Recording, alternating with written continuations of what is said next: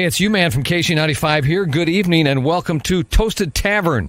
Your host, Scott Tobin, and the man called Wags are ready to bring you the night in sports. So pull up a stool, grab a drink, and let's get toasted. And welcome into Toasted Tavern. I'm Michael Wags, Wagon Connect, also known as the man called Wags. Joined alongside by Scott Tobin tonight. Scott, another interesting day today in St. Louis, a hot one, unfortunately, after a nice day yesterday. How have you been handling that, and how are you doing, man? I'm good, man. I'm a little bit more awake than I was this time yesterday. I would not have been good on the show last night. Actually, I went to bed. I'm not going to lie to you. I went to sleep at 6 o'clock and woke up at 3 o'clock this morning. So I slept for about 9 hours. So I feel a little better today, but I was drained yesterday, man. I say after those early mornings, long days, and late nights, I don't blame you whatsoever. We were lucky to have Alex Ferrario from 101 ESPN on last night. A great conversation with him about the Vladimir Tarasenko saga as well as the upcoming expansion draft as well. A lot of really, really interesting nuggets that he pieced out there. Talking about how the Boston Bruins might be a player for Vladimir Tarasenko. The Vince Dunn maybe hang on to him and try and trade him thing as well. And it brought up a lot of interesting questions about the expansion draft as well. I know you got a chance to listen to some of it. It was a blast talking to him last night. Yeah, I heard a little bit of it. It was good conversation from what I heard. And yeah, he brought up some interesting points.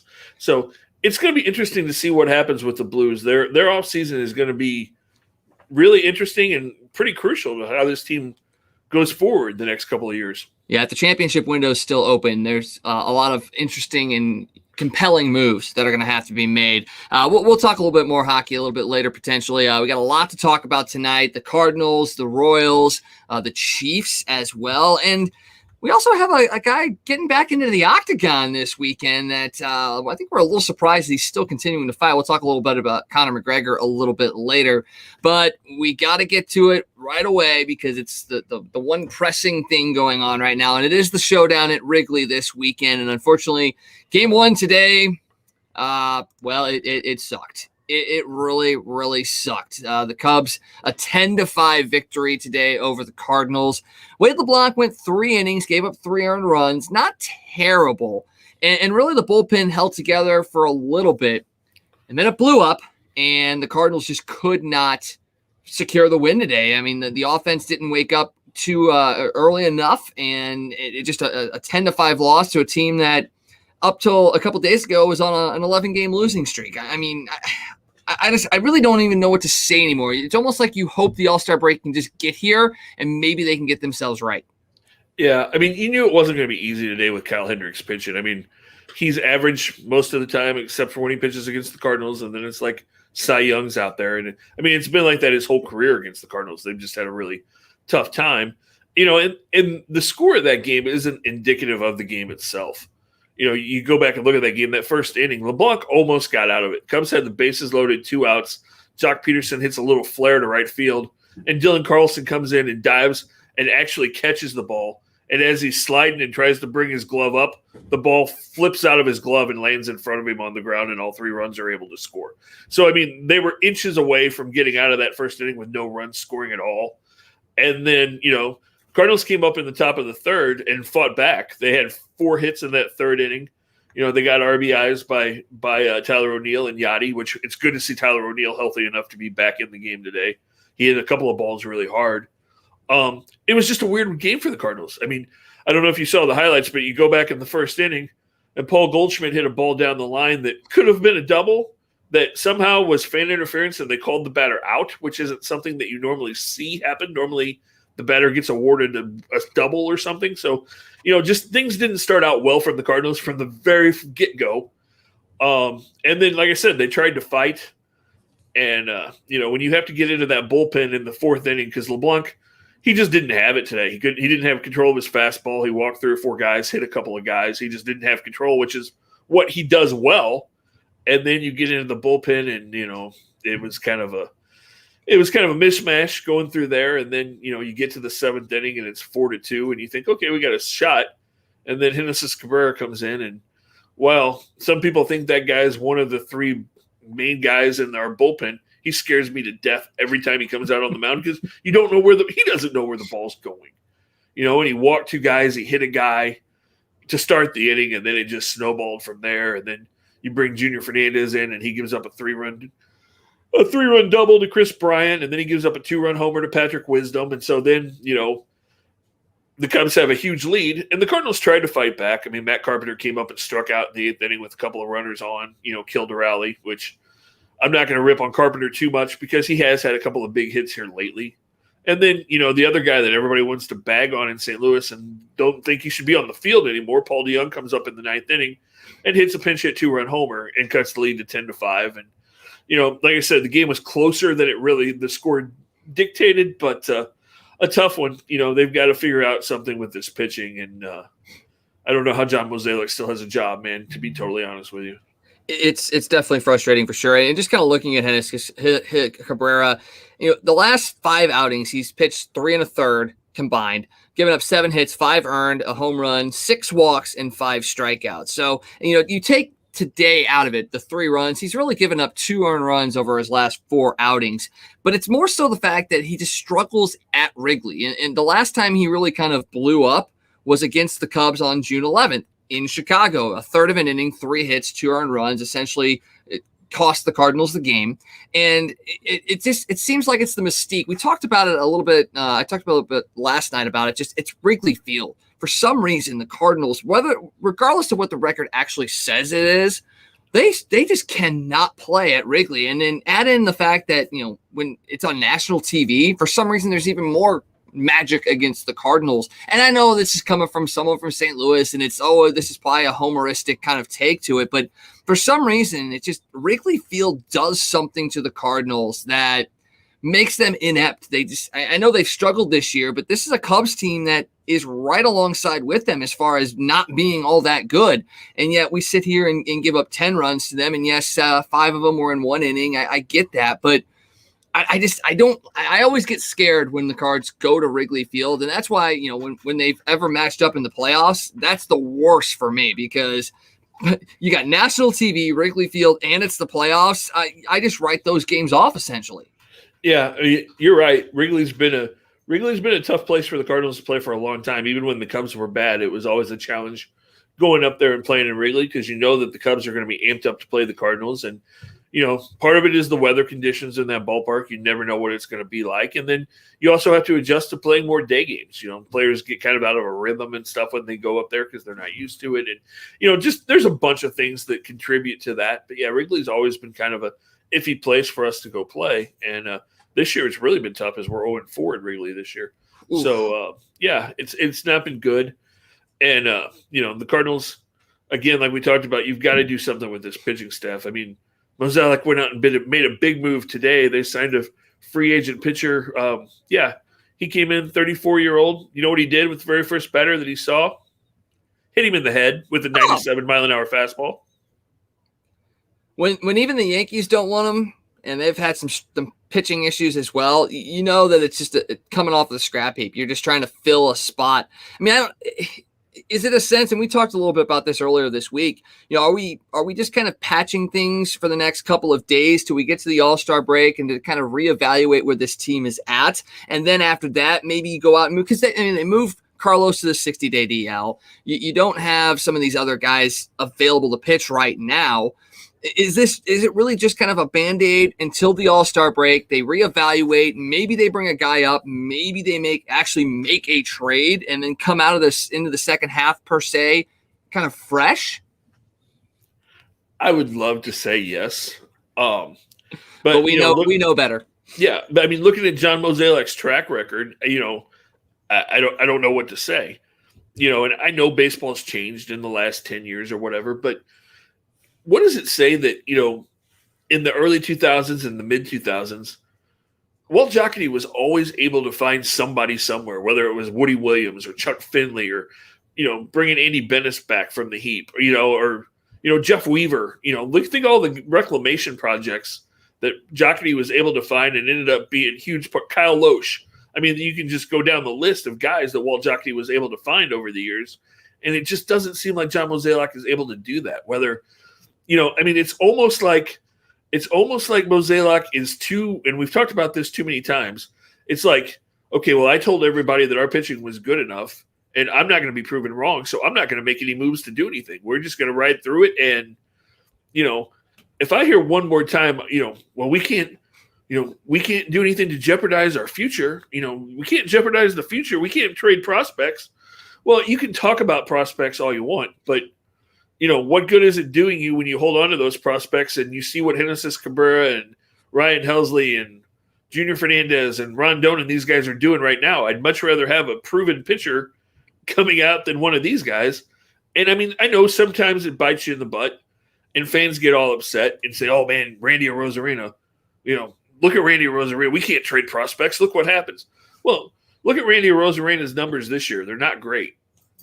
Look at Luke Voigt. We can't trade anybody. We had Luke Voigt. Well, look what Luke Voigt's doing this year.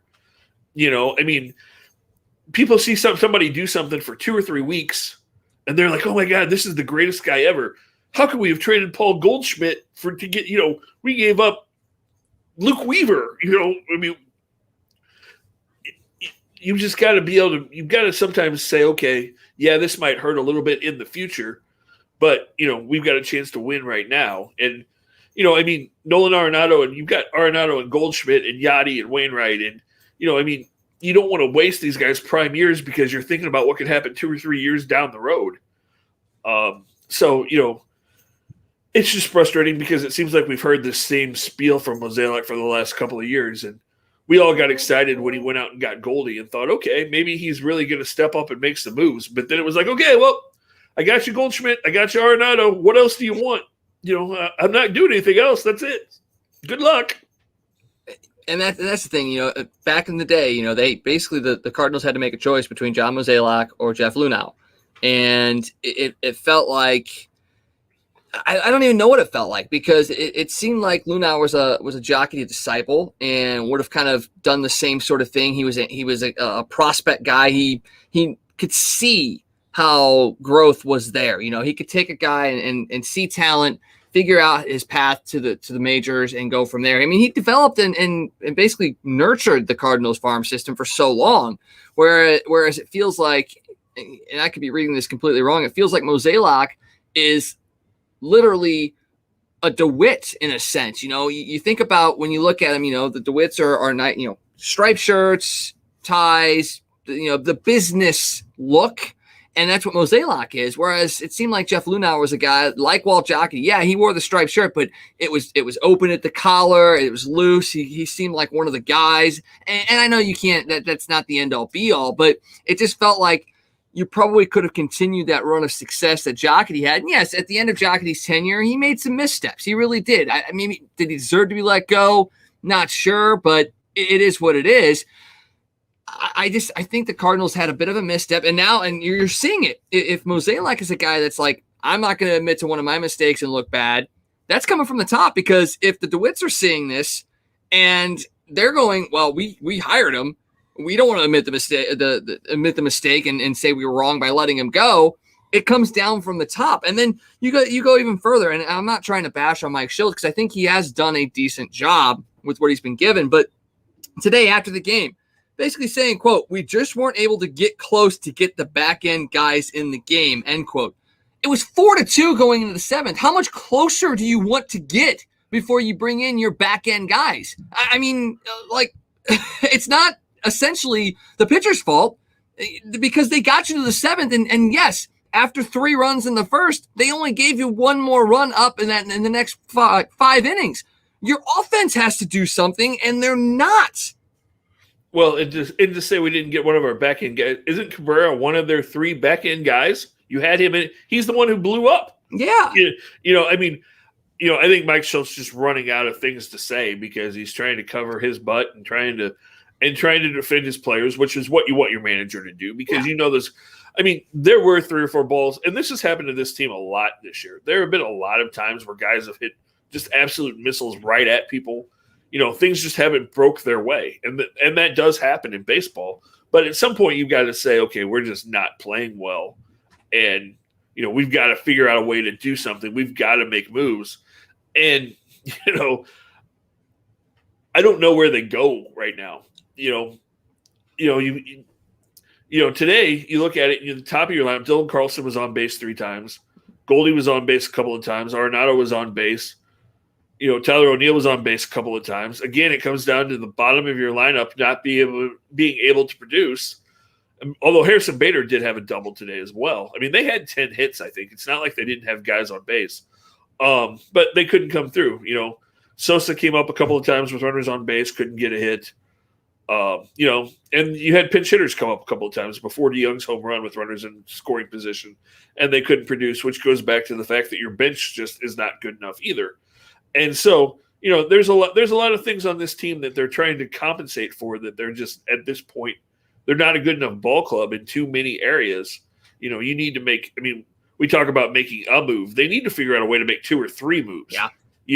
And they don't have to be high profile moves, but you can go out and find a couple of bench bats. Why they didn't do that, in the offseason when all of those guys were out there that we talked about over and over and over and over again. Imagine if you would have gone and gotten a guy like Adam Duvall, who we talked about a lot.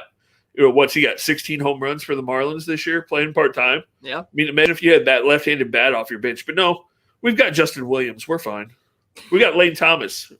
He's going to hit 080. We don't need anybody. We got John Nagowski. We don't need Albert Pujols. We're going to see what John Nagowski can do. Well, he's doing really well in Pittsburgh for 2 days. And by no means am I saying that because I've seen people going, oh, we shouldn't have traded Nagowski. There's another one. John Nagowski is not going to be a superstar that we let slip away. There's a reason that he finally made it to the major leagues at 28. For Mo to go on TV a couple of months ago and say, we don't really see a spot on our bench for Albert. We've got a bunch of guys that we've got to give it. Don't lie to people. Just say, hey, we're not going to make that move, but don't come out and say, oh no, we're too good. We don't need that. And that's what's frustrating about him is that he just goes on TV with that smirk on his face, like I'm smarter than you, and don't question me. And that's what drives me nuts about him is that he just comes off like. Everything he says to the fans is almost like he's condescending. It's just like, I'm the general manager and you're not, so don't you dare question me.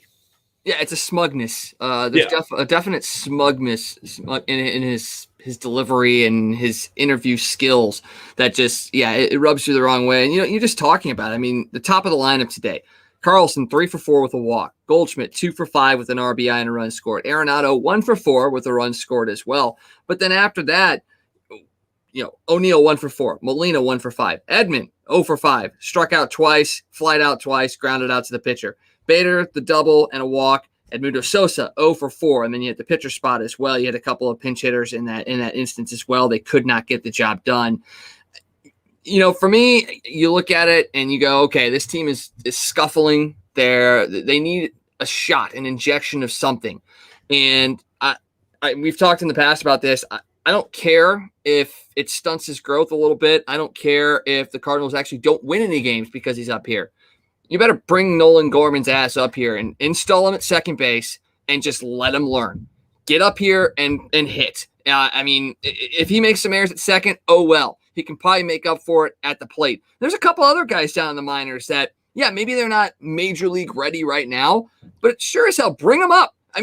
You didn't do that with Lane Thomas, and yet you sat there and were like, we're going to give him opportunities. And you give him like 12 at-bats and go, oh, well, I guess he's not going to make it. You know what? I don't care. Bring these guys up. Put them in the lineup. You're not going to be competing for the division. I'm sorry. I know this is a second half team. I know they've got the opportunity. They've got potential. They've got players. And if they make some moves.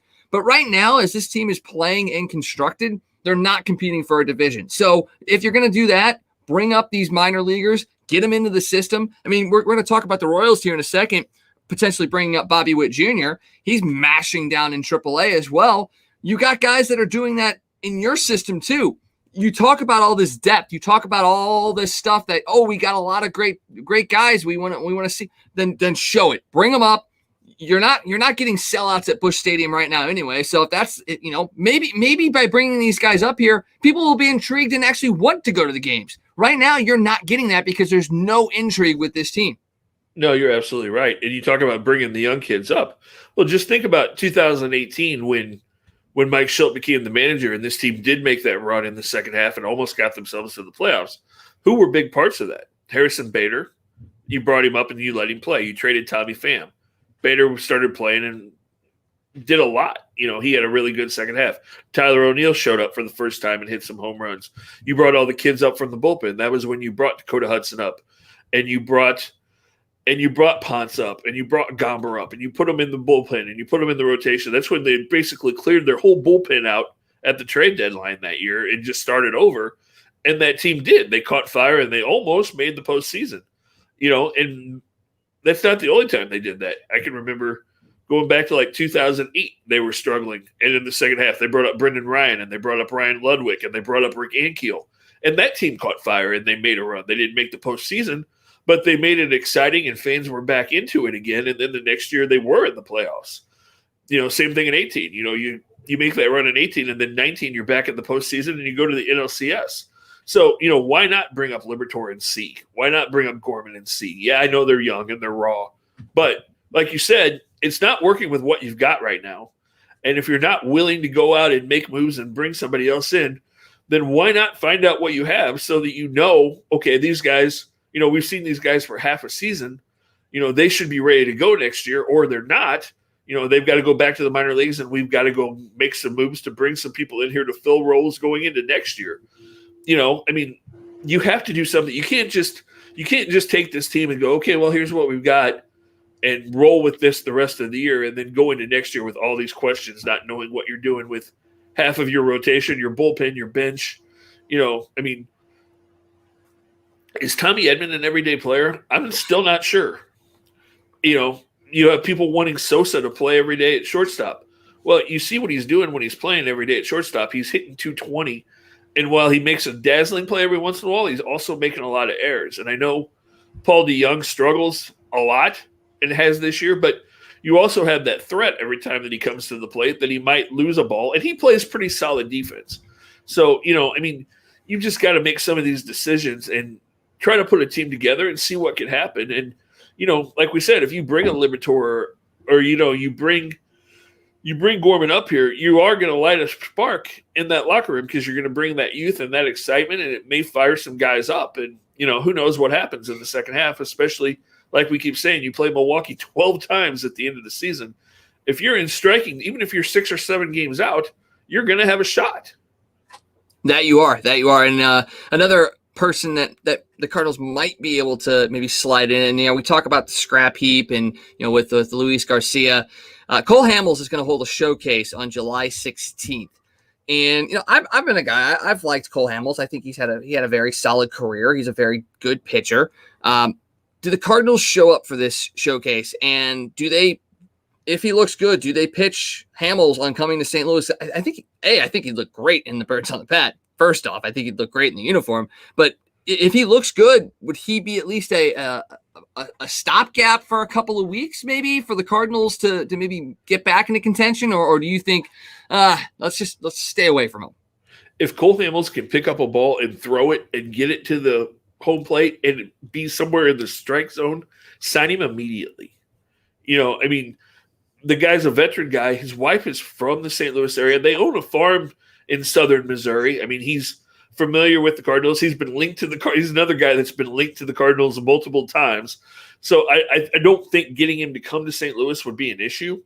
And he's left-handed. Get him in here. Like I said, if he's got anything left at all, get him in here and at least, get you through a couple of weeks, and hopefully maybe you catch lightning in a bottle. Maybe, like I said, I brought his name up earlier. Maybe it's a guy like Chuck Finley when the Cardinals brought him in from the Angels in 2002, and everybody thought he was done. And the next thing you know, he went like 10-2 with the Cardinals, and you were in the postseason. So you just never know with one of these guys. If you get them in here and they have anything left, anything could happen. Well, speaking of Chuck Finley, speaking of the Cardinals in like kind of reclaiming pitchers, you had a guy as your pitching coach in a Dave Duncan who seemed to thrive on that. And Mike Maddox is a good pitching coach. Obviously he's had much success in Major League Baseball, but is it necessarily in finding another gear for veteran pitchers, or is there something else that Mike Maddox brings that maybe we're either underutilizing or we're just not built for him to succeed in St. Louis? He's done a really nice job up until this year. I think this is just a case where you've got a bunch of kids on this team that just really aren't ready for the major leagues. they got thrust into roles that they really shouldn't be thrust into yet. You've got a guy, like we said, Genesis Cabrera, we've talked about him for a couple of years. He's got an amazing arm, but I'm not sure that he's at a point in his career where he should really be in high leverage situations. And I know a lot of that comes from the fact that Jordan Hicks isn't there right now. You've had guys like Junior Fernandez who, are still really young and just don't seem to be quite there. The same thing with Johan Oviedo. Here's a kid, that's got a ton of talent. There's no question that he does, but he's just not quite matured enough to be in the major leagues at this point. He needs a little more seasoning. And, going back to this whole point, a lot of Cardinal fans are like, oh, man, we don't have anybody to trade. Our minor league system's garbage. They can't do anything. Well, people have to remember that, we had a lot of our young pitchers come up and are here now. You had that whole group with Flaherty and Dakota Hudson and Austin Gomber and Ponce. Those guys are here. Gomber, of course, got traded for Arenado. Probably the biggest guy that the Cardinals have missed this year that's really killed them that doesn't get talked enough about is Dakota Hudson not being in this rotation. But, that was that next group, and then you had some extra guys like a Sandy Alcantara and some of those guys Luke Weaver that you were able to trade because you had that group. And then you had the next group that were coming that were Liberatore and Thompson, and an Angel Rondon who we saw up here for a little bit, and Oviedo. But people have to remember, these guys were a couple of years away, and then they got their minor league season taken away from them last year. Mm-hmm. They did go to the camps and they pitched to each other, but they didn't really have competition last year. So you've taken these kids that were single A pitchers and double A pitchers, and you jumped them up after them not really having a year of actual competition. And so they're just not ready yet. And fans don't want to hear that. They want to say, oh, our minor league system is garbage. No, it's just that this next level of really good talent just isn't quite there yet because of unforeseen circumstances, basically. And it's really hurt the Cardinals this year because of all of that. And then with nobody could foresee this many pitchers getting hurt. To lose, you've lost basically your entire starting rotation. It's hard for any team to deal with that, and then you lose a guy like Jordan Hicks, and, it's just been tough to overcome. So I think the Cardinals do have a bright future with all of these young kids coming. It's going to be a little bit longer down the stretch pipe than we thought, maybe because of everything. But in the meantime, you can't just go, oh, well, everybody's hurt and these guys aren't ready, so we suck. No, you've got to come up with a plan B, C, D, E, F, and figure out a way to go get a guy like Cole Hamels or whoever. And, we've talked about this. The Cardinals probably should have done that a month ago and had one of those guys ready. As soon as Jack Flaherty got hurt, you should have been calling, whether it was Cole Hamels or Rick Porcello or somebody that was out there and say, okay, we need you to come in here and save us for a month or two. And, like we said, it's got to happen fast, but it's not completely too late. If you make a move in the next week or so, you can still salvage this second half because you do have reinforcements coming. You do have Jack Flaherty coming. You do have Jordan Hicks potentially coming. They're going to tell you Miles Michaelis is coming. I'm not going to believe that till I see it. But and even then, you may have to get a couple starts. Right. Yeah. But there are reinforcements coming. And this team is good enough. It's hard to say that right now, but if you get that pitching back and you add a piece or two, like we said, you don't have to go out and get Joey Gallo. It'd be great. But if you would go out and get a bench bat, an Adam Duvall, or one of those type guys that's available that you could throw out there every once in a while or be a threat off the bench, get a couple of those guys. Maybe go out and get, instead of going out and getting the top name starter, get a couple of guys to solidify that bullpen. There's going to be tons of bullpen pitchers out there. Fix your bullpen that way. Maybe you sign 2 or 3 relief pitchers. There are ways to fix this team at the trade deadline that you can still make a run in August and September. That you could. And Scott Stone pitches in. He goes, is Hicks a lost cause? Now, he's dealt with some injuries the last couple of years. Last year, he did sit out mainly because of his symptoms with COVID and all that. He did not want to risk that. And I get that question because he has missed a lot of time the last couple of years. He has a lot of potential, but he is one of those players that throws hard. And we see that those guys do break down a lot. Now, because he also hasn't pitched a whole lot the last couple of years, that may actually expand his career a little bit. But, is Hicks a guy that maybe you can't count on? I don't think so. I think he's going to be fine.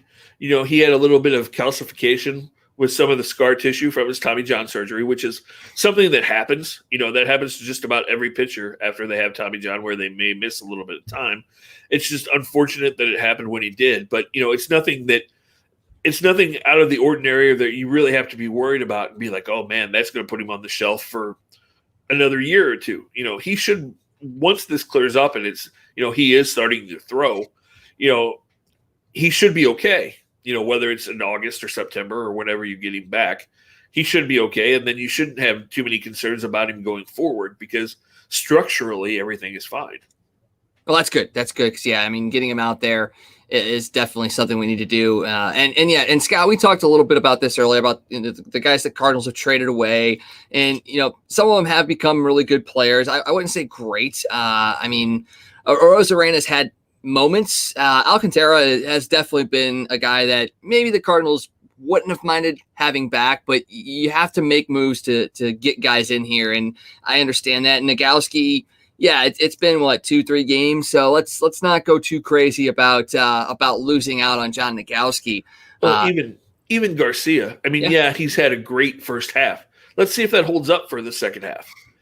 Pitchers are going to figure him out. He's going to have to make adjustments. Pitchers are going to adjust to him. Let's see what happened. That's what happened to Randy Arozarena this year. He's got 10 home runs. He's hitting 260. He's not a superstar by any means. Like I said, let's not make John Nogowski a superstar because he's not. Just calm down. What happened to Oscar Mercado? There's been a lot of those guys. Somebody again, please tell me what a superstar Tommy Pham is. That we need him back. He's been a decent ball player. Don't get me wrong, but he's not winning games by himself or carrying a team. He happens to be on a Padre team right now that's pretty damn good. So, I'm not, Sandy Alcantara, you knew that one was going to hurt.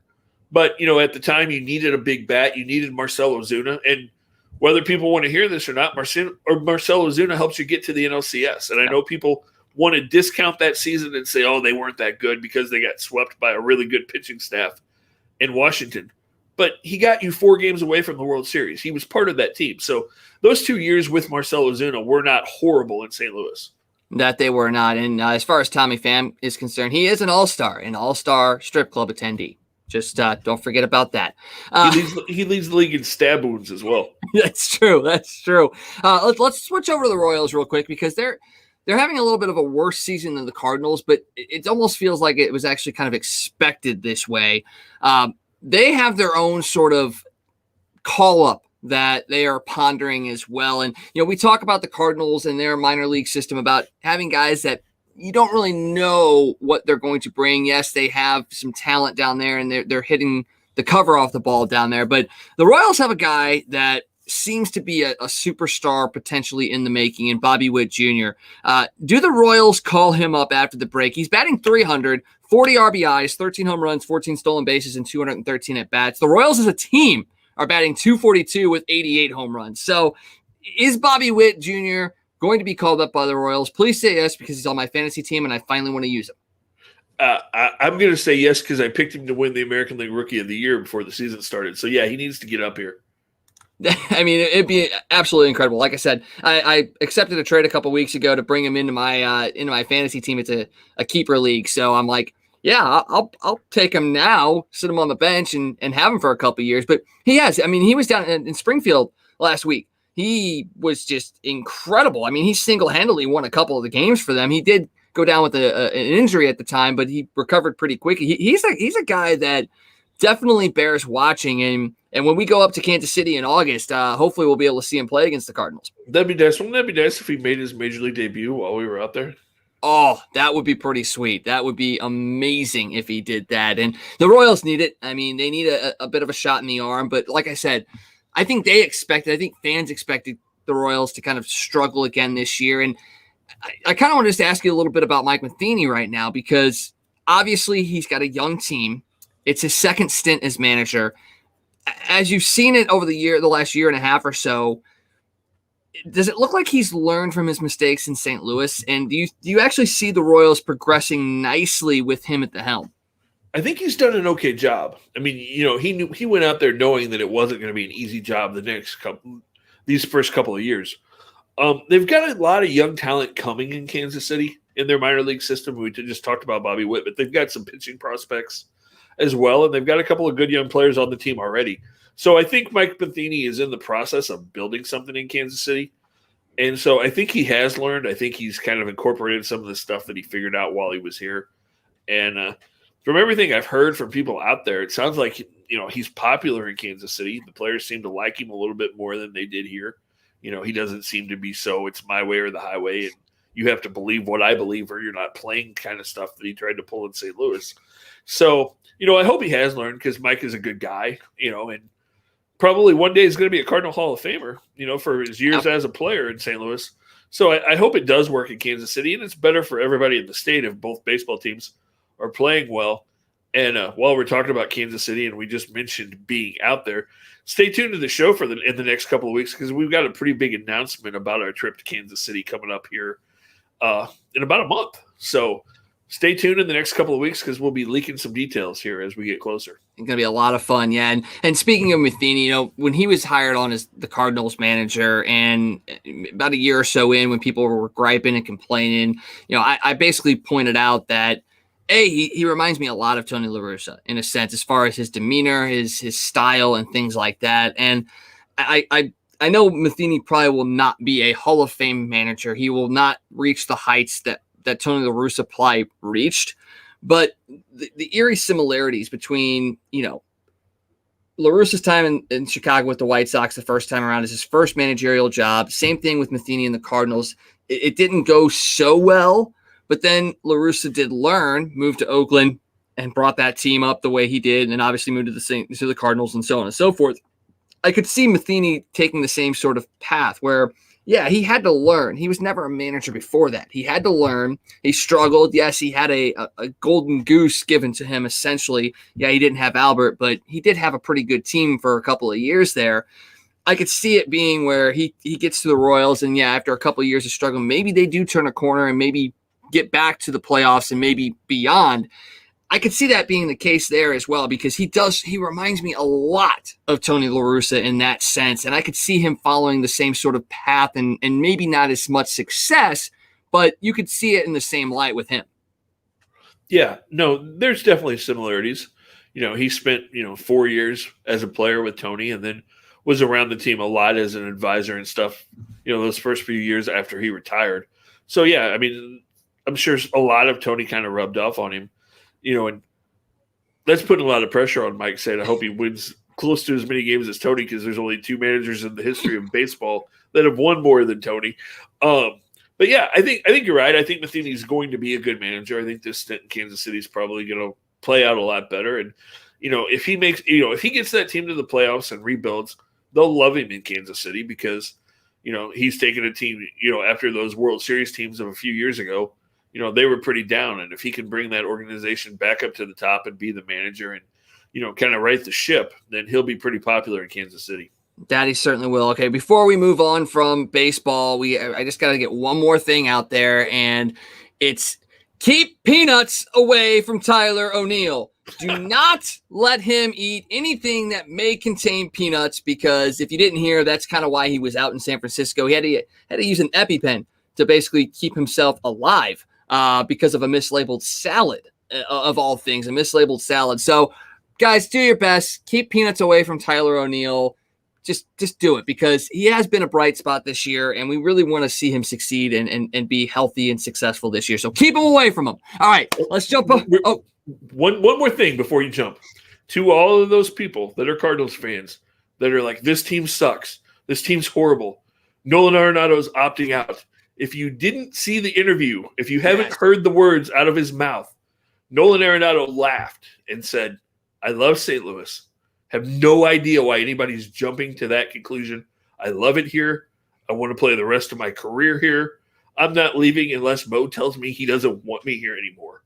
I want to be a Cardinal. I want to play with Yachty and Wainwright another year.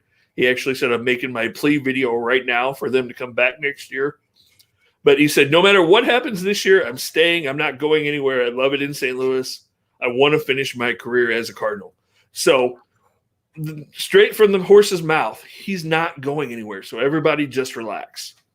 I saw that right before we went on that he had given that interview, and wow. It could be lip service for all we know, but for him, it generally seems like that is the case. He does want to be here, and I'm happy for that. I am so happy for that. So don't let that mean, Mo, you don't have to go make any moves this year. Go out and make some moves, make a run at the division, and get us into the playoffs. Come on.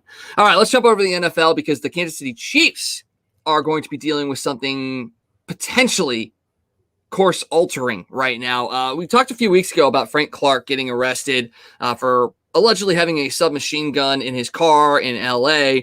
Well, he's now facing 3 years in prison on felony weapons charges, and it kind of stems from that, and also an arrest previously in March when officers found 2 loaded firearms in his vehicle. So 2 gun arrests essentially in about a 3-month span. Now, his attorney said that the gun in the submachine gun incident belonged to his bodyguard. That's still being investigated, but Frank Clark's in some trouble, and he could be facing 3 years in prison. He's 49 sacks in 91 career games, 8 sacks in 2 postseason games in 2 postseasons for Kansas City. So he is an effective player. A, do we see him actually go to prison for this? And B, what can the Chiefs do to, make up for his absence potentially?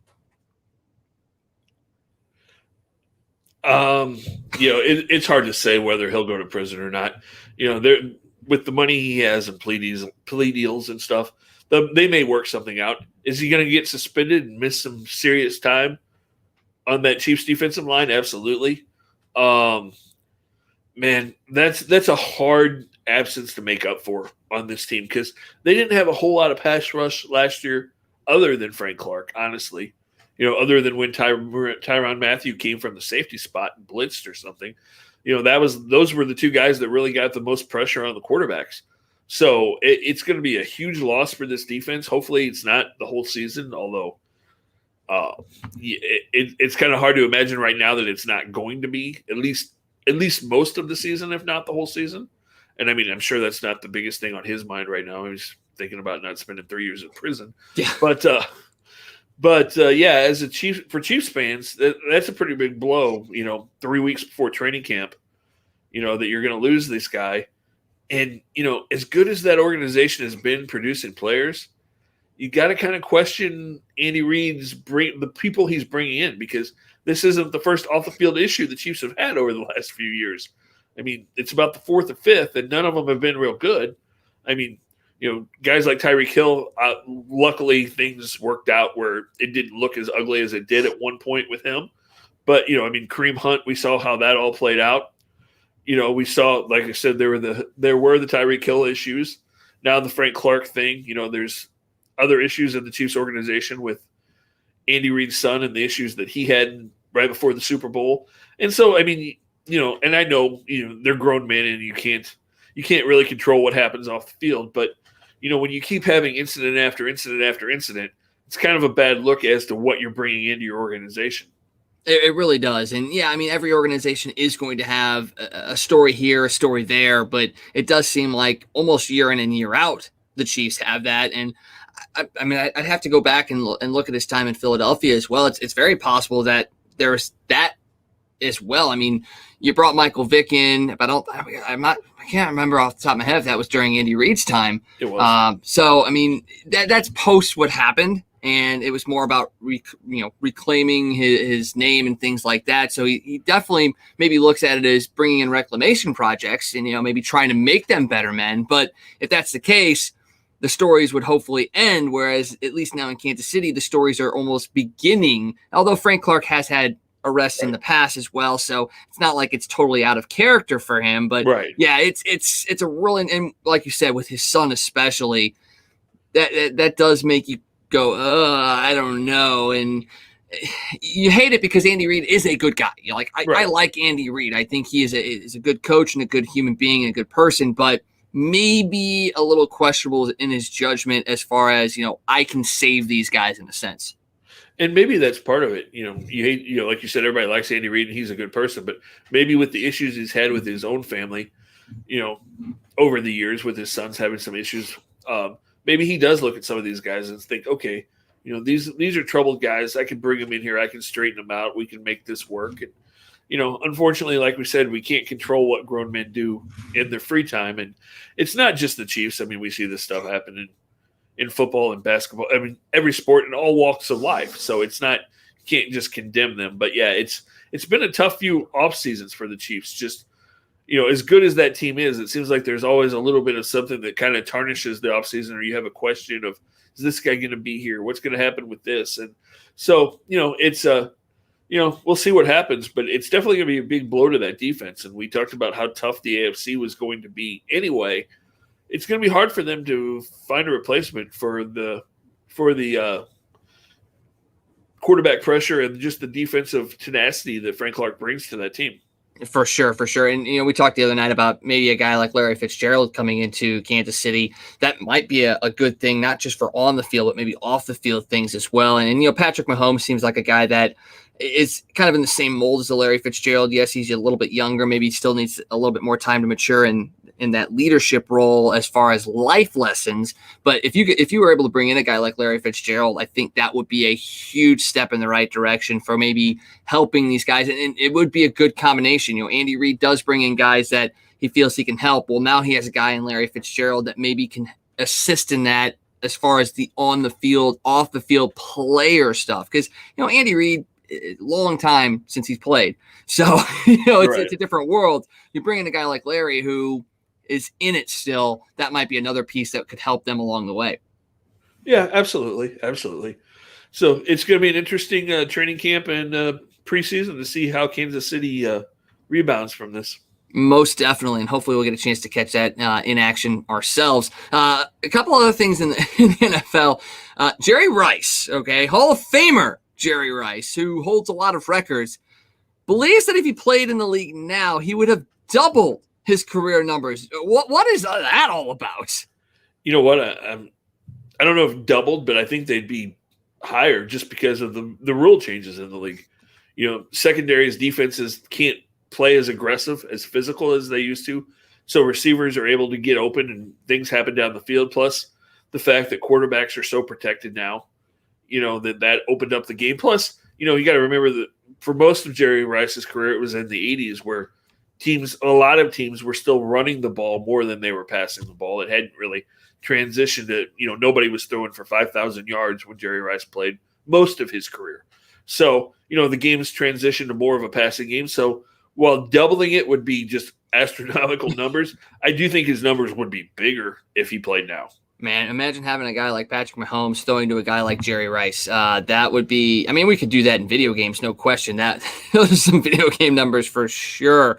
Let's jump over to the NBA real quick. Game 2 of the NBA Finals last night. The Phoenix Suns take a 2-0 series lead in that one. We talked after Game 1 about what it would take for A, Phoenix to continue to expand their lead, and B, what Milwaukee has to do to get back in this series. Well, it seemed like the Suns did what they needed to do. Devin Booker, better from the field, 12 of 25, 7 of 12 from 3, 31 points. Chris Paul definitely took a step back, just the 23 points. But overall, the Suns as a team played a lot better, even though they won Game 1. They had all starters in double figures. Everything seemed to be clicking for them. Whereas with Milwaukee, Giannis had another big game, 42 points in 40 minutes, 12 boards. But the supporting cast, again, essentially failed him. Chris Middleton, Drew Holiday, 28 points combined. That's not going to do it for them. They need more from their supporting cast for Giannis in order for them to advance in this finals, to maybe even make it competitive. Going back home, Milwaukee will help. But do we see Milwaukee getting back into this series at all? They can, but they have to play different. Their defense has to step up. They were one of the better defensive teams in the league this year. So to give up 118 points in back-to-back games is kind of surprising. So, they have to play better team defense. And then, like you said, the support players have to help Giannis out, and I think they will. I think Holiday and company will have a better game when they get to Milwaukee. I think that'll straighten things out a little bit. So I think they do. I think they win at least one of these games. They really need to win both of them, but I think they win at least one in Milwaukee and get back into the series. And it's going to be interesting. And you're right, Phoenix did exactly what we talked about. Booker stepped up. Chris Paul, doesn't really need to be the leader of that team. He kind of stepped back into that role that you expect him to be as kind of the support guy for Booker, kind of the assist guy. And, he's played really well. I saw somebody say, oh, Booker's carried Chris Paul for 2 games. Chris Paul pretty much was the savior in game 1 for the Suns. And he played a really solid game in game 2. So, like I said, I think Milwaukee gets back into it when they're at home over the weekend, starting on Sunday, and then, Tuesday or Wednesday, whenever they play game 4. But it's going to be a fun series. I don't think this one's over yet. Oh, it's definitely not. And speaking of the schedule, I mean, they played last night, so they played Thursday, and they're not playing again until Sunday. With the NHL, at least, they were playing. It felt like almost every other night. The NBA, obviously, a different beast, but the scheduling for the NBA Finals, it's just. I get it. You don't want to play Saturday night because Sunday night you might get more viewers, but come on, give me more basketball right now. Yeah, it's really weird because the playoffs up to this point were condensed and they pretty much were playing every other night, and then you get to the finals and you're like, okay, now you get 3 days off. Players don't want to sit around and think about that for 2 or 3 days. They want to get right back out there, whether you win or lose. If you win, you want to keep the momentum going. If you lose, you want to forget about it and get out there and try to redeem yourself.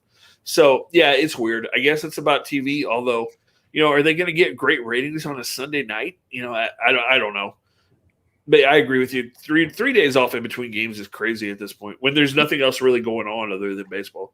Yeah, I agree 100%. I mean, obviously they maybe thought the finals for the NHL were going to last longer or what have you, but still, you can't really look at that as well. It's interesting to say the least.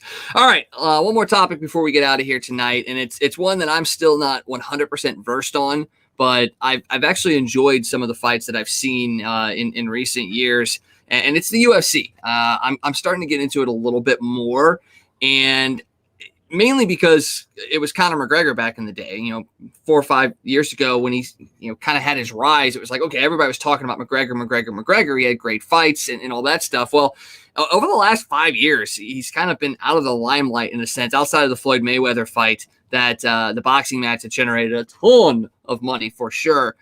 He's back in the Octagon tomorrow. He's facing off against Dustin Poirier. For the 3rd time, they're completing their trilogy fight. The last time McGregor fought was against Poirier, and he lost his first KO TKO in his 13-year career.